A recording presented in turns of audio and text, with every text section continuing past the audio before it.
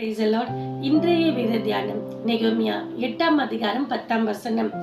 கர்த்தருக்குள் மகிழ்ச்சியாய் இருப்பதே உங்களுடைய பலன் என்றார். மகிழ்ச்சி என்பது களிப்பு. ஒரு சிலர் மகிழ்ச்சியை தேடி வேறு விதமாக செல்றாங்க. ஒரு சிலர் தன் நண்பர்களோடு கூட இருப்பதே மகிழ்ச்சி என்கிறாங்க.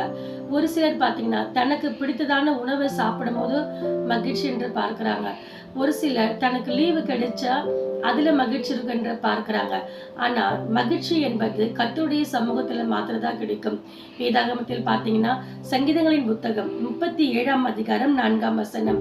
கர்த்தரிடத்தில் மனமகிழ்ச்சியா இரு, அவர் உன் இருதயத்தின் வேண்டுதல்களை உனக்கு அருள் செய்வார். கர்த்தரிடத்தில் நாம் மனமகிழ்ச்சியா இருக்கப்படும் போது நம்முடைய வேண்டுதல்களை கர்த்தர் நிறைவேற்றுகிறவராய் இருக்கிறார். நமக்கு என்ன காரியம் வந்தாலும் எந்த சூழ்நிலைகள் வந்தாலும் கர்த்தர் அதுக்கு பதில் கொடுக்கிறவராய் இருப்பார். நாம் மனமகிழ்ச்சியா இருப்போம். கர்த்தரிடத்துல ஆசீர்வாதத்தை பெற்றுக்கொள்வோம். கர்த்தர் இந்த வார்த்தையின்படி உங்களை ஆசீர்வதிப்பார். ஆமென்.